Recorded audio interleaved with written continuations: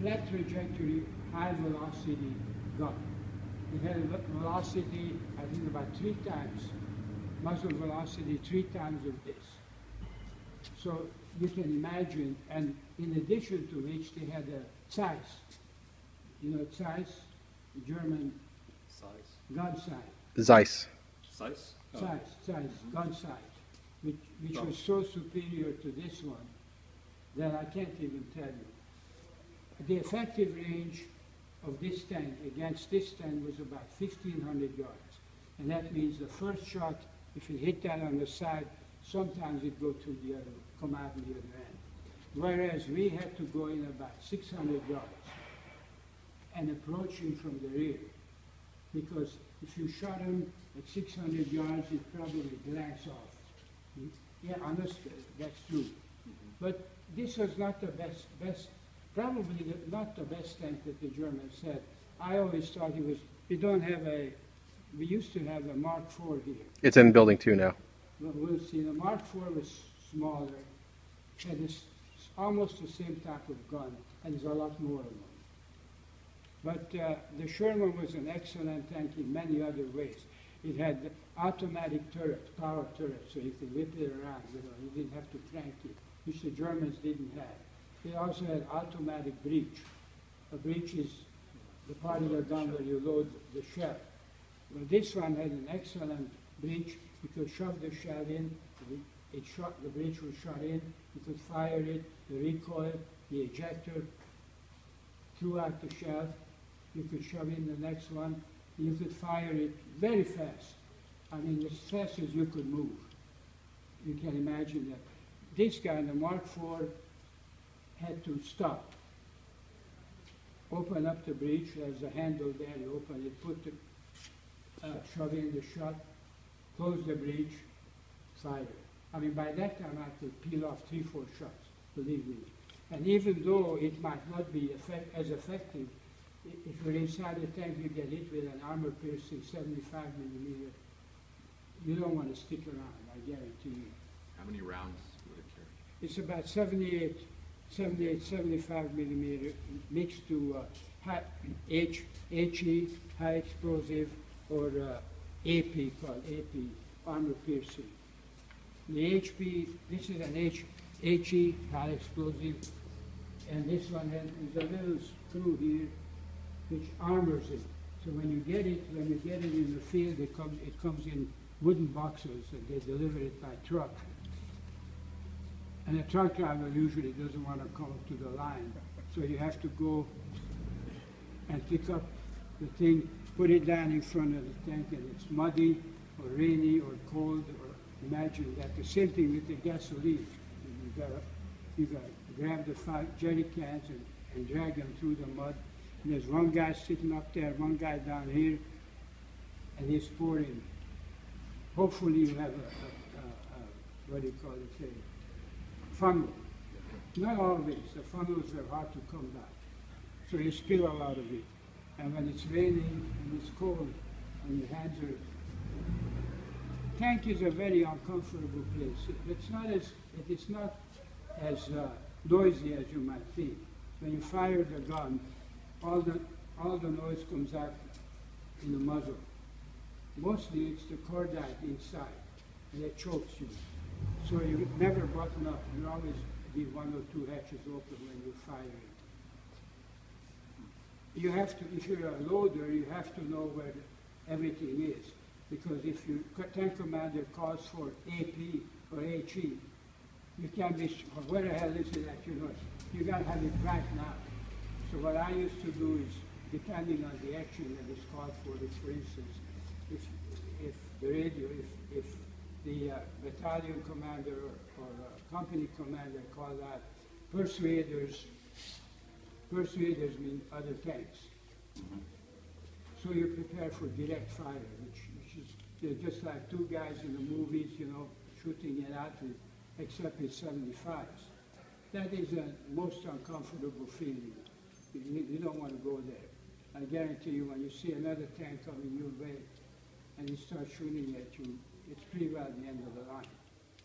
But you don't think about it. At that point, you're always scared out of your wits before you go in, and afterwards, when it's over and you're still alive, you shake for a while. But during the action, you have to do what you're trained to do, and you don't even think. Mostly what propels you is fear, because you're so petrified, and you know if you don't shoot first, you're dead. So you got to move very fast. Tom, can you tell about your experience in your tank when you were under attack by the Germans? Oh, well, I lost actually 2 tanks. One I lost in Bigonville. And if you want to know about the Battle of Bigonville, just about 6-7 kilometers, 10 kilometers south of Bastogne. It was a breakthrough battle that pushed us into Bastogne itself. In Bigonville, and you can look it up, the Battle of Bigonville is pretty well described in several websites. And you'll see the Company B, 4th Armored Division, 37th Tank Battalion, Colonel Abrams, deeply involved in that battle. I mean, our Company B and Company C were the only really, well, with the 53rd Armored Infantry Battalion, we were the ones who took Bigonville. And in Bigonville, I got hit by a bazooka on that side. It came right in, it took part of the gunner's calf off and blew me right out of the loader's hedge. So I only remember a red flash. I never remember a sound. And I woke up on the snow next to the tank, and I figured I was dead, but I wasn't. So it didn't blow up, so we climbed back in, patched up the gunner, and then the company commander, later on I found out, and I didn't, my second gunner told me that Captain Leach, Jimmy Leach, came over, looked inside the hole, and he walked away, says they're all dead. But the guys were out on the other side, and I was a little further. Somehow I got further back. And he walked away. Then we climbed back in, it didn't blow up. And I needed the medics, so I ran over to my platoon leader, Sergeant Morphew, and he would stick his head out. I thought I was going to, beating him with my 45.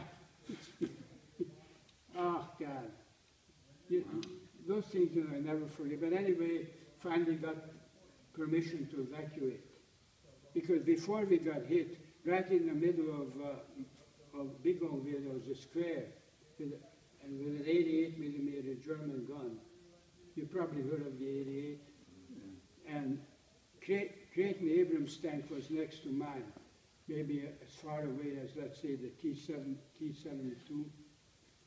And he started hollering at us, fired that gun, the 88. Well, we were so close that my gunner couldn't depress. So, and by that time, we got hit with a mortar shell. And you see that commander's hedge? Well, that was completely gone. The 50 caliber was all gone. I looked at it, what hit us?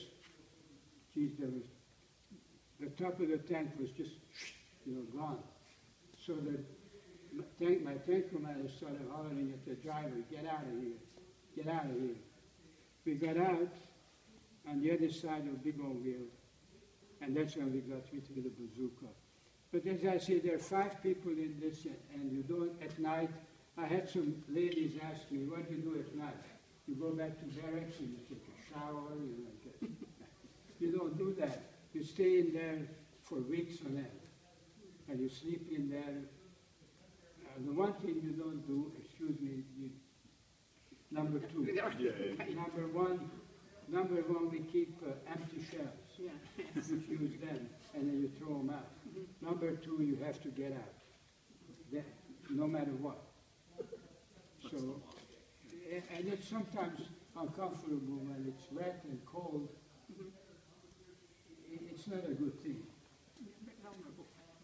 Anything, one of the interesting things I might tell you is the bogey wheels. These are wheels, that keeps the track. They have grease fittings.